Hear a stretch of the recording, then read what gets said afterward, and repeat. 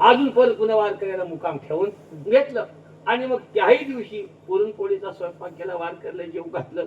आणि सकाळी एकदम पहाटे जेव्हा वारकरी खाकड्याला उठला आणि परत पुन्हा आपल्या पाटलाला देवाने स्वप्न घातलं. म्हणतात, पाटील बुवा, आमच्या वारकऱ्याला काय म्हणून अडकावून ठेवलं? अरे, 2 आंबे मला मिळाले, ते फक्त वारकऱ्यांनी खाले, तेच मला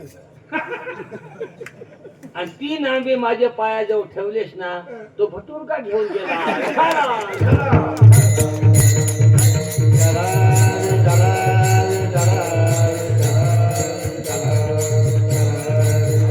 माझ्या पायाजवळ ठेवले तो कोण घेऊन गेला? तो भट्ट्या भडवा बडवा घेऊन गेला. जे वारकऱ्यांनी खाले ते मला. आणि म्हणून संतांना जे जेवण दिलं जातं ते कोणाला जाऊन मिळतं. आणि म्हणून भगवान परमात्मा उद्धवाला सांगतात, उद्धवा, माझी सेवा करीत असता, माझी पूजा करत असता, जर माझा भक्त आला तर माझी पूजा बाजूला सारून दे. जर माझीच पूजा चालू ठेवलीस तर तू माझी पूजा नाही करत, तू मला लाथा आणतो. जो माझी पूजा करी सर्वथा, येणे मज हानीतल्या लाथा, तो मज घाता प्रवर्तला. तो माझी पूजा नाही करत, तो माझा घात करतो.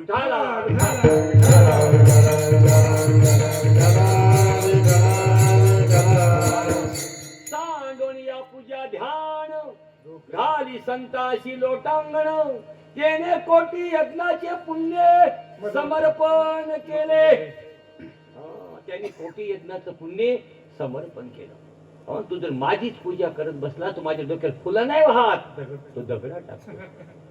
मंत्र मंत्र पुष्प देवाशिरी, मंत्र पुष्प देवाशिरी,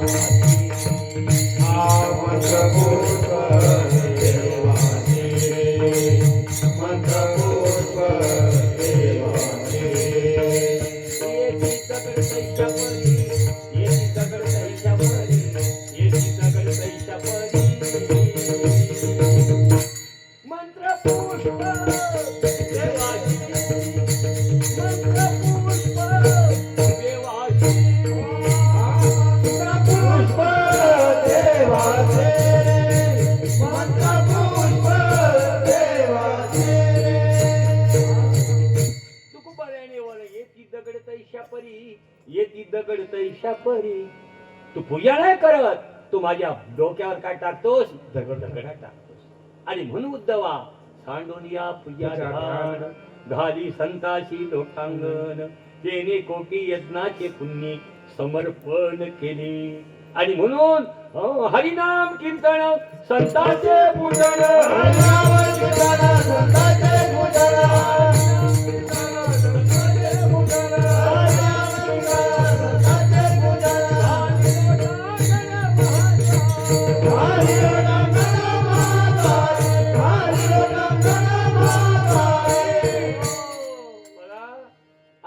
पहिलं लोटांगण कोणी घातलं बरं? पहिलं लोटांगण कोणी घातलं? मित्र हो, घातली लोळणी गा उडली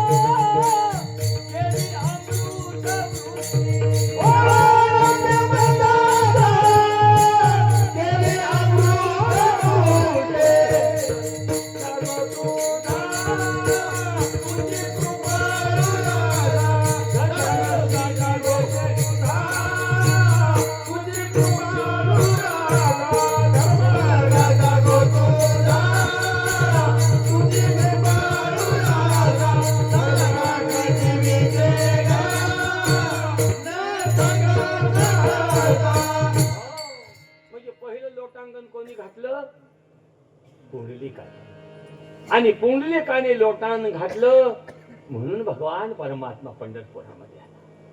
तुकोबाराय सांगतात, धन्य पुंडलिका बहु बरे केले, धन्य पुंडलिका बहु बरे केले, धन्य पुंडलिका बहु बरे केले, निधानारे पंढरी, निधानारे पंढरी. पहिलं लोटांगण कोणी घातलं? पुंडलिकाने. दुसरं लोटांगण कोणी घातलं बरं? लोटांगण घालून महाद्वारी,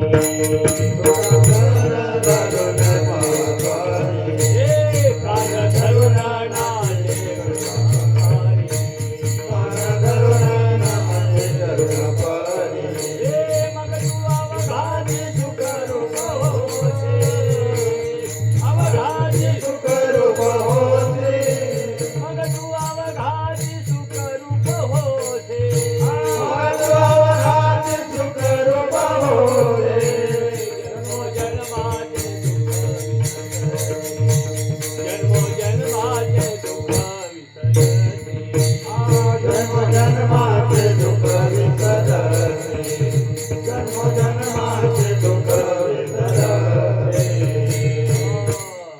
कधी मध्ये आमची म्हाताऱ्यांची चाली धरून चालावं.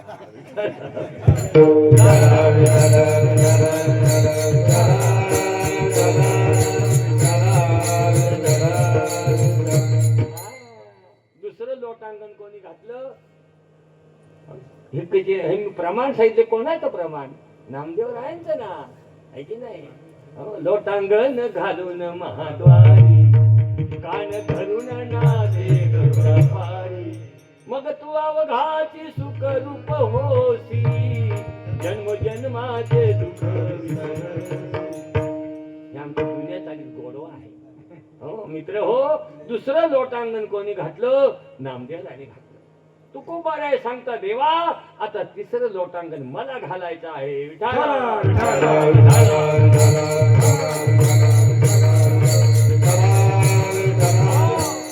म्हणजे भगवान परमात्मा म्हणाले, तुकोबा लोटांगण घालून काय मिळेल रे? आमचे तुकोबार देवा अभिमान समूळ नष्ट होईल.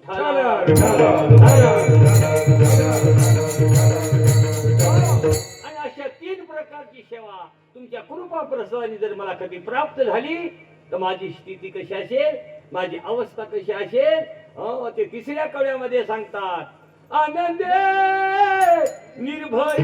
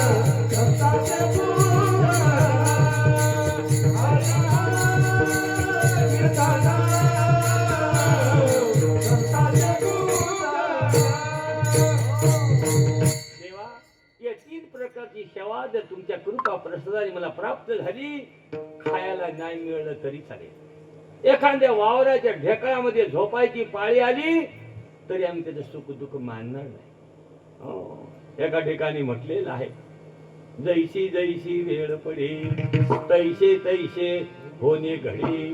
तेव्हा आम्ही तक्रार करणार नाही आणि सायास करणार नाही. आणि सायांस, आपला सायांस कशासाठी आहे? प्रपंचासाठी.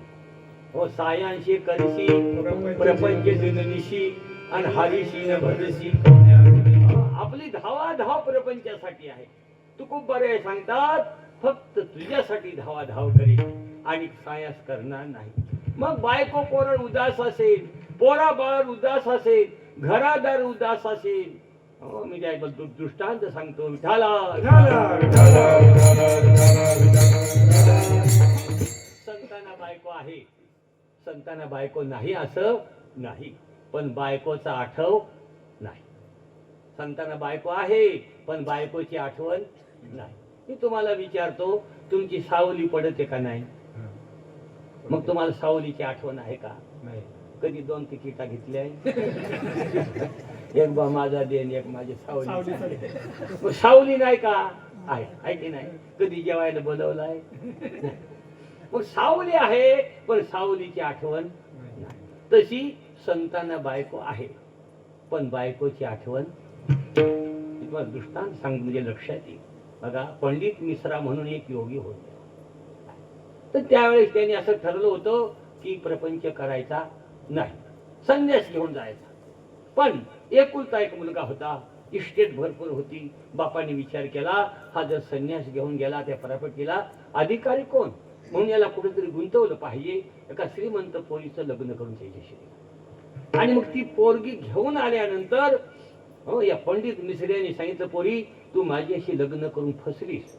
म्हणतात काय झालं? म्हणतात मला प्रपंच नाही करायचा, मला संन्यास घेऊन जायचा आहे. हो तिने सांगितलं मला फसवलं कशाला?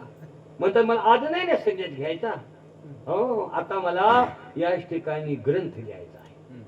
आणि तो ग्रंथ पूर्ण झाला की मी संन्यास घेऊन जाईल.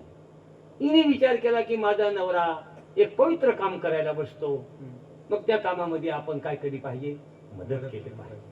बघा, पतिव्रती स्त्रीचं लक्षण आहे. एखाद्या पोरीने त्याला ओढून काढला असता आहे की नाही? हो, पण माझा नवरा पवित्र काम करतो, त्याला मदत केली पाहिजे. लगेच तो वा नवीन बायको करून आणली, बायकोची आठवण, लगेच ग्रंथ लिहायला बसला. मग ह्या पोरीने काय करावं? समईमध्ये तेल टाकण्याचं काम करावं. आंघोळीची वेळ झाली का उठा स्नान करून घ्या, जेवणाची वेळ झाली की उठा हो जेवण करून घ्या. फक्त 2च गोष्टी विचारायच्या आणि समईमध्ये तेल टाका. विषय वासना नाही. मित्र, अशी तुझी 12 वर्षे गेली, बायकोची आठवण नाही. 12 वर्षे गेल्यानंतर ग्रंथ पूर्ण झाला आणि ही समईमध्ये तेल टाकाय गेल्यानंतर तिच्या बांगड्याचा जेव्हा आवाज आला, त्याने हाताला धरणार सांगितलं, काय ग कोण तू? आणि मग ही सांगते, अहो असं कसं, देवा ब्राह्मणासमोर तुमचं माझं लग्न लागलं, तुम्ही तर मला फार विसरून गेलात. मग त्यांनी सांगितलं, तू आतापर्यंत काय करत होतीस? म्हणतात तुम्ही ग्रंथ लिहित होता आणि मी समईमध्ये तेल टाकत होती. त्यांनी सांगितलं, माझ्यापेक्षा तुझा त्याग आहे. आता मी काय करतो? मी संन्यास घेऊन जातोच, पण हाडाची काढ करून रक्ताचं पाणी करून 12 वर्ष जो मी ग्रंथ लिहिला, त्या ग्रंथाला मी तुझं नाव देतो. काय? त्या ग्रंथाला मी तुझं नाव देतो. त्या पोरीचं नाव काय होतं? भामती. एवढा मोठा ग्रंथ लिहिला त्या महात्म्यानी आणि त्या ग्रंथाला कोणाचं नाव दिलं? बायकोचं नाव दिलं. आणि मग त्या पोरीने सांगितलं, हो हाडाचे काढे करून रक्ताचं पाणी करून जो ग्रंथ लिहिला, त्या ग्रंथाला तुम्ही जर माझं नाव देत असाल